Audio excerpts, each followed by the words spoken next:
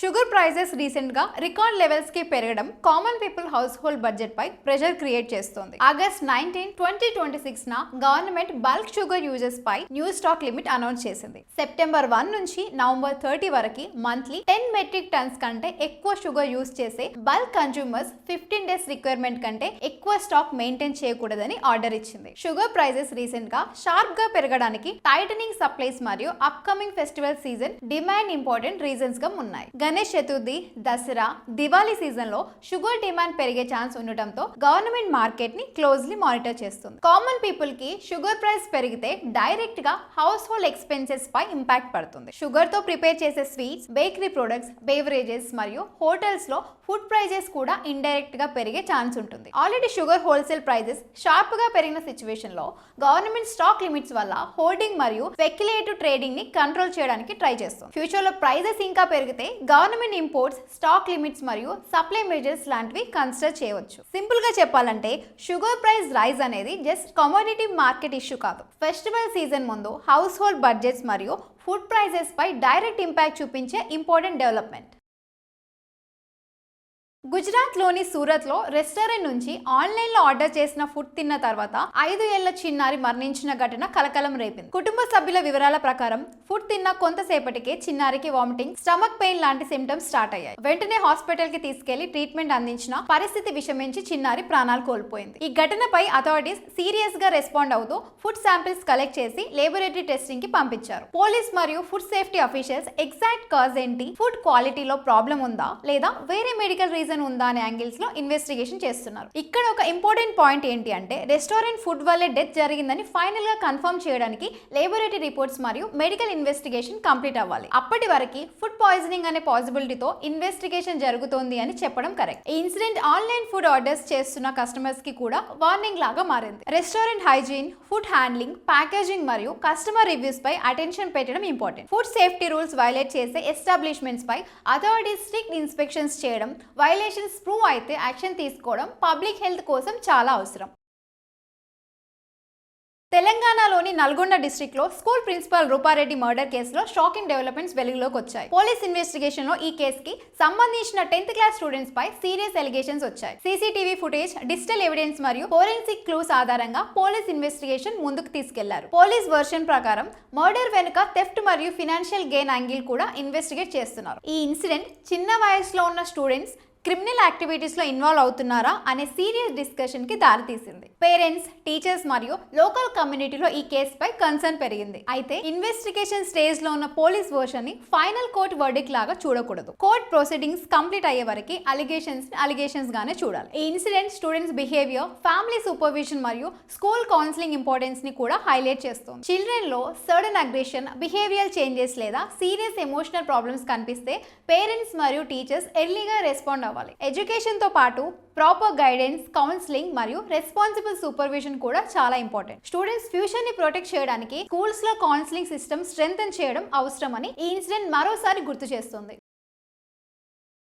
PM cares fund సంబంధించిన FY 2024-2025 audited financial figures ఇప్పుడు public discussion లో ఉన్నాయి. మార్చ్ 31, 2025 నాటికి ఫండ్ క్లోజింగ్ బ్యాలెన్స్ సుమారు 8,452 crore రేంజ్ లో ఉన్నట్టు ఆడిటెడ్ ఇన్ఫర్మేషన్ ప్రకారం తెలుస్తుంది. ఇందులో మెజారిటీ అమౌంట్ ఫిక్స్డ్ డిపాజిట్స్ మరియు ఇన్వెస్ట్మెంట్ లో ఉంచినట్టు ఫినాన్షియల్ స్టేట్మెంట్స్ లో కనిపిస్తుంది. అదే ఫినాన్షియల్ ఇయర్ లో ఫండ్ కి ఇంట్రెస్ట్ ఇన్కమ్ కూడా వచ్చింది. ఈ ఫిగర్స్ బయటికి రావడంతో PM cares fund financial management, donations మరియు ఎక్స్పెండిచర్ పై సోషల్ మీడియాలో డిస్కషన్స్ పెరిగాయి. పీఎం కేర్స్ ఫండ్ ఒక పబ్లిక్ చారిటబుల్ ట్రస్ట్ గా ఆపరేట్ అవుతుంది. COVID-19 పాండమిక్, నేషనల్ డిజాస్టర్స్ మరియు ఎమర్జెన్సీ సిచ్యువేషన్స్ లో రిలీఫ్ అండ్ అసిస్టెన్స్ కోసం ఈ ఫండ్ ని క్రియేట్ చేశారు. ఇక్కడ ఇంపార్టెంట్ పాయింట్ ఏంటి అంటే ఫండ్ క్లోజింగ్ బ్యాలెన్స్ అంటే గవర్నమెంట్ రెగ్యులర్ బడ్జెట్ లో స్పెండ్ చేయడానికి ఉన్న మనీ అని అర్థం కాదు. డొనేషన్స్, ఇన్వెస్ట్మెంట్స్, ఇంట్రెస్ట్ ఇన్కమ్ మరియు ఎక్స్పెండిచర్ అన్ని సపరేట్ ఫినాన్షియల్ ఎంట్రీస్ గా చూడాలి. పబ్లిక్ ఫండ్స్ గురించి డిస్కషన్ జరిగినప్పుడు సోషల్ మీడియాలో సర్క్యులేట్ అయ్యే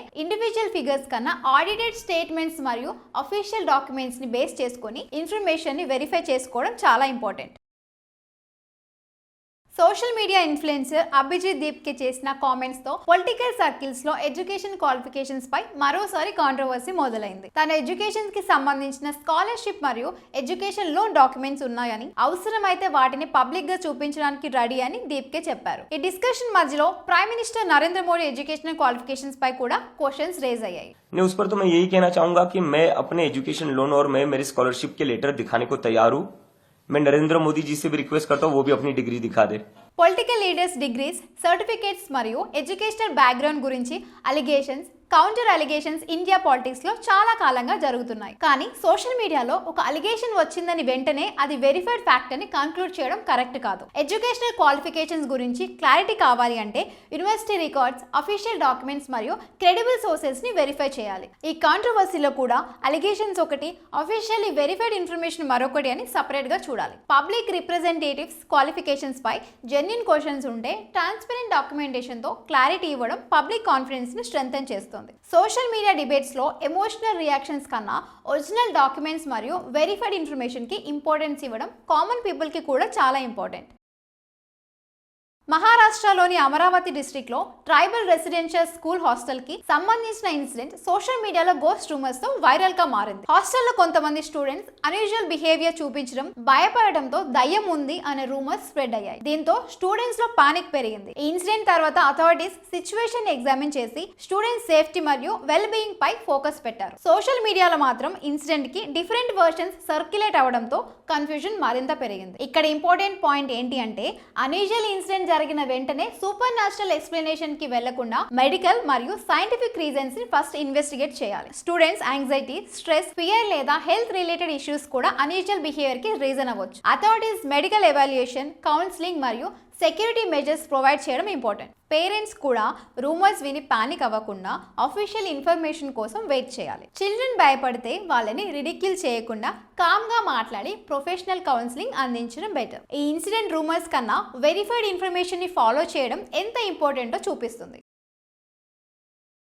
Kargil war veteran retired captain Yashika Tyagi Gen Z youth responsibility గురించి చేసిన కామెంట్స్ సోషల్ మీడియాలో అటెన్షన్ పొందుతున్నాయి. సైన్యం దేశ భద్రతను కాపాడితే ఇప్పుడు దేశ భవిష్యత్తుని బిల్డ్ చేయడంలో యూత్ ఇంపార్టెంట్ రోల్ ప్లే చేయాలి అనే మెసేజ్ ఈ డిస్కషన్లో హైలైట్ అయ్యింది. Gen Z technology, artificial intelligence, startups, science, education మరియు ఎంటర్‌ప్రెన్యూర్‌షిప్స్ లాంటి రంగాల్లో హ్యూజ్ పొటెన్షియల్ కలిగి ఉంది. ఈ టాలెంట్ ని కంట్రీ డెవలప్మెంట్ కోసం యూజ్ చేయడం ఫ్యూచర్ కి చాలా ఇంపార్టెంట్. దేశ సేవ అంటే కేవలం బార్డర్లో డ్యూటీ చేయడం మాత్రమే కాదు.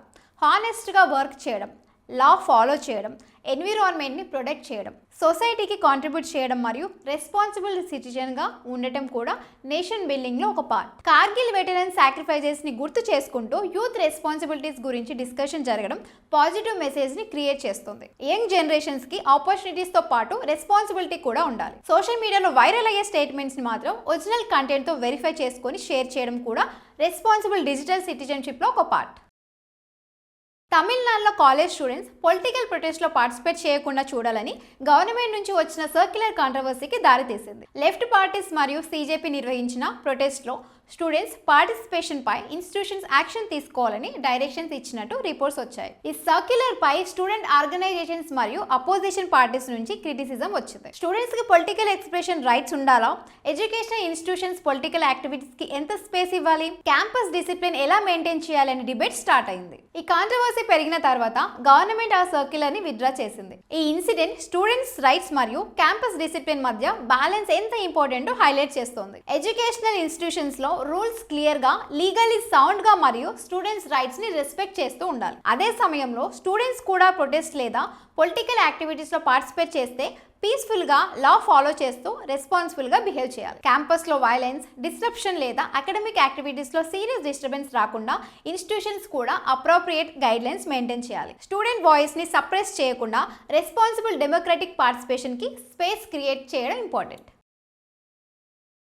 SpaceX startup Pixxel co-founder Kshitij Khandelwal Bengaluru అవుట్స్కర్ట్స్లో శాటిలైట్ మ్యానుఫ్యాక్చరింగ్ ఫెసిలిటీ కోసం ల్యాండ్ అక్వైర్ చేయడం చాలా ఛాలెంజింగ్గా మారిందని సోషల్ మీడియాలో పోస్ట్ చేశారు. శాటిలైట్ ఫ్యాక్టరీ ఎస్టాబ్లిష్ చేయడానికి ల్యాండ్తో పాటు ఇన్ఫ్రాస్ట్రక్చర్, యూటిలిటీస్, అప్రూవల్స్ మరియు లాజిస్టిక్స్ సపోర్ట్ కూడా చాలా ఇంపార్టెంట్. ఈ పోస్ట్ పై Andhra Pradesh IT and industries minister Nara Lokesh respond చేస్తూ కంపెనీ ఆంధ్రప్రదేశ్లో ఫెసిలిటీ ఎస్టాబ్లిష్ చేయడానికి ఇన్విటేషన్ ఇచ్చారు. అనంతపూర్ లాంటి లొకేషన్స్ తో పాటు suitable land, sub leasing permissions, faster approvals మరియు ఇన్ఫ్రాస్ట్రక్చర్ సపోర్ట్ ప్రొవైడ్ చేయగలమా అనే ప్రపోజల్స్ ని పిచ్ చేశారు. ఇండియాలో స్పేస్ టెక్ సెక్టార్ ర్యాపిడ్ గా ఎక్స్పాండ్ అవుతున్న బ్యాక్గ్రౌండ్ లో స్టేట్స్ మధ్య హైటెక్ ఇన్వెస్ట్మెంట్స్ కోసం కాంపిటీషన్ పెరుగుతుంది. ఇలాంటి శాటిలైట్ మ్యానుఫ్యాక్చరింగ్ ఫెసిలిటీ ఆంధ్రప్రదేశ్ కి వస్తే డైరెక్ట్ ఎంప్లాయ్మెంట్ తో పాటు ఇంజనీరింగ్, సప్లయర్స్, లాజిస్టిక్స్ మరియు లోకల్ టెక్నాలజీ ఎకోసిస్టమ్ కి బెనిఫిట్స్ వచ్చే ఛాన్స్ ఉంటుంది. కానీ కంపెనీ ఫైనల్ గా ఆంధ్రప్రదేశ్ లో ఇన్వెస్ట్మెంట్ డెసిషన్ తీసుకుందని ఇప్పుడే చెప్పడం కరెక్ట్ కాదు. అఫీషియల్ కన్ఫర్మేషన్ కోసం వెయిట్ చేయాలి. ప్రస్తుతం ఇది ఆంధ్రప్రదేశ్ గవర్నమెంట్ నుంచి వచ్చిన ఇన్వెస్ట్మెంట్ ఇన్విటేషన్ గా చూడాలి. స్పేస్ సెక్టర్ ప్రైవేట్ కంపెనీస్ కి ఓపెన్ అవుతున్న కొద్దీ స్టేట్స్ కూడా ఇన్ఫ్రాస్ట్రక్చర్ మరియు బిజినెస్ ఫ్రెండ్లీ పాలసీస్ తో ఇన్వెస్ట్మెంట్ అట్రాక్ట్ చేయడానికి ఆపర్చునిటీ పెరుగుతుంది.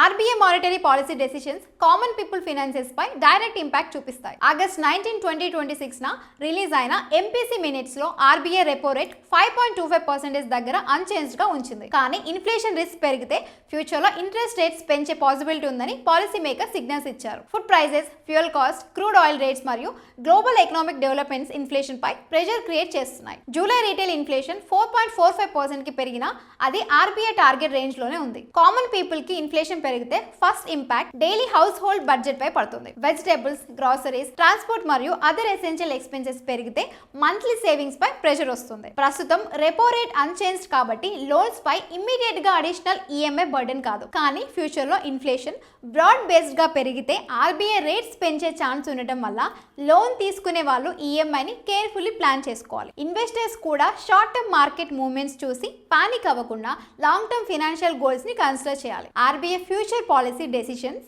ఇన్ఫ్లేషన్, ఎకనామిక్ గ్రోత్ మరియు గ్లోబల్ కండిషన్స్ బట్టి మారొచ్చు. సింపుల్ గా చెప్పాలంటే ఆగస్ట్ 19 ఎంపీసీ మినిట్స్ ఒక రేట్ హైక్ అనౌన్స్మెంట్ కాదు. ఇన్ఫ్లేషన్ పెరిగితే ఫ్యూచర్ లో రేట్ హైక్ కి ఆర్బీఐ డోర్ ఓపెన్ గా ఉంచడమే ఇంపార్టెంట్ సిగ్నల్.